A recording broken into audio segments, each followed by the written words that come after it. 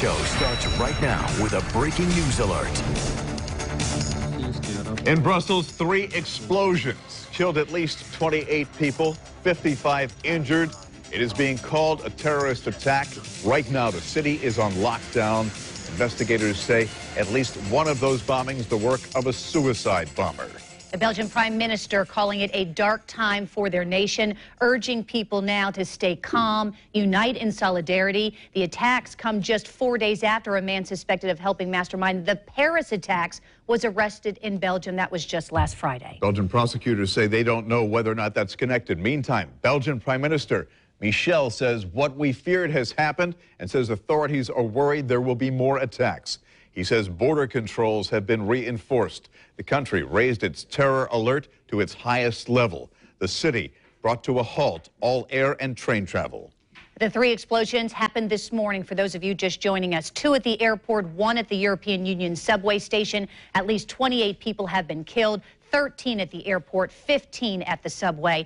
We, of course, are getting reaction from our CNN correspondent, but first we want to begin with Nikki in the newsroom. Nikki, good morning. Good morning, Jen, and good morning, Bruce. President Obama has been briefed about the attacks this morning, and he is monitoring the situation. Following the attacks, Germany's justice minister said today is a black day for Europe, saying the attacks affect them all. Belgian federal prosecutors say at least one of the airport blasts was probably caused by a suicide bomber. Witnesses reported seeing dozens of people being taken out of the airport on stretchers. One man was heading to the gate after going through security when he started seeing people running.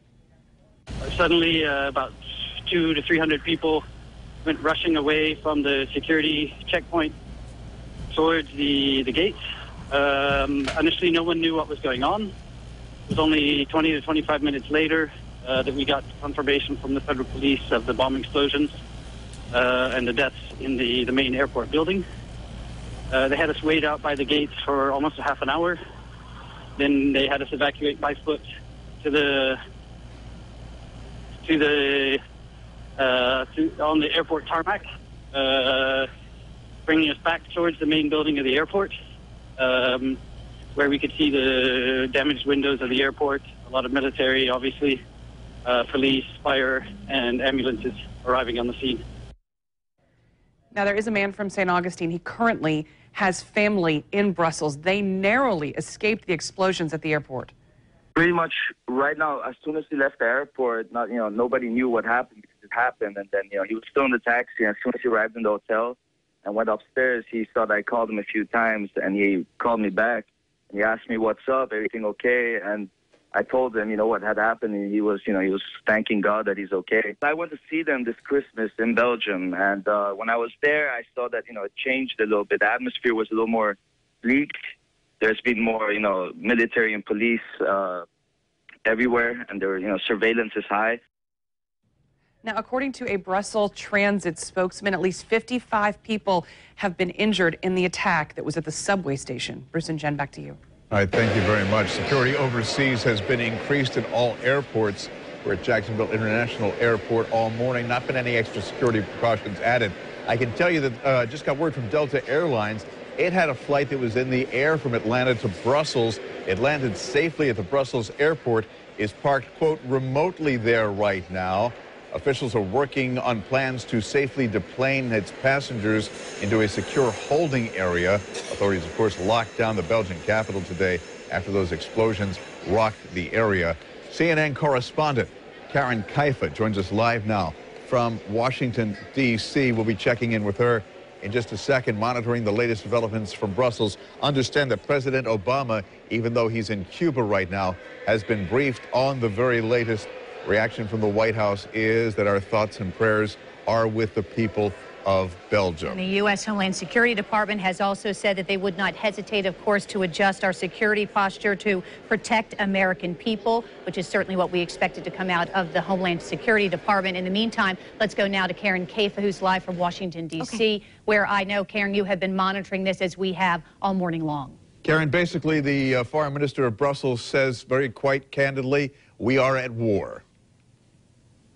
Absolutely. You know, Belgium has been at the center of a lot of this, not just since those November attacks took place in Paris, but before, combating the idea of these terrorists infiltrating their country. And of course, Belgium feeling what Paris did back in November. A lot of people are speculating about the possible connection. Of course, there was the capture in Belgium of Salah Abdeslam on Friday. He, of course, was the suspect who had remained at large. French and Belgian authorities had been looking for him since those Paris terror attacks in November. Authorities in Belgium not making that connection just yet. But what is clear is that we currently have a European capital on lockdown. Of course, Brussels, not just the capital of Belgium, but also home to many European Union buildings and offices. So this city essentially on lockdown, transportation, folks being urged to stay at home while authorities begin this process, really, of piecing together exactly what happened there today. Karen, you basically said that authorities haven't tied this attack to Abdeslam,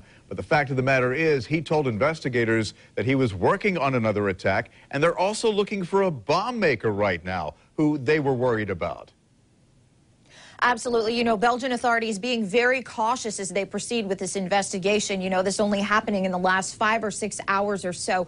They don't want to jump to any conclusions. They've been doing some painstaking work in cooperation with France and also with other European countries since those very high-profile attacks took place in Paris in November. There have been hundreds of raids that have been carried out, even prior to the raid in which Salah Abdeslam was captured. And so they don't want to jump to any conclusions just yet. Obviously, this is affecting all of Europe. We've talked in the past, especially around those Paris attacks, about just how freely people move between countries in Europe, similar to the way you and I move throughout U.S. states. So obviously, transportation in Europe being affected today. The Eurostar trains, for example, not moving in and out of Brussels right now as the authorities begin their work. They're obviously getting cooperation from French authorities, who they've been working with since the Paris attacks. So clearly a long way to go into finding out exactly who and what was behind these explosions that took place this morning. And Karen, for those of our viewers not very familiar with Brussels in terms of the location, and it seems very suspect that this happened so close, of course, to EU's headquarters.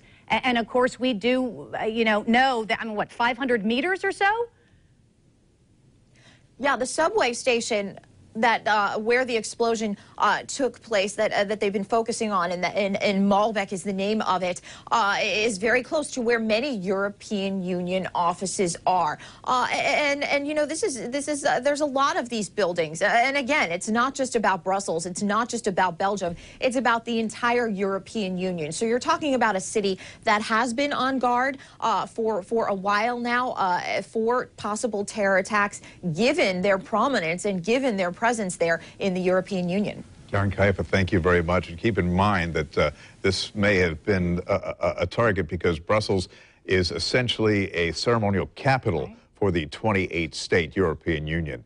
Stay up to date with what's happening in Brussels by going to news4jax.com. We'll also update you throughout the course of the morning and have new developments on our News4Jax app, and you can get push alerts.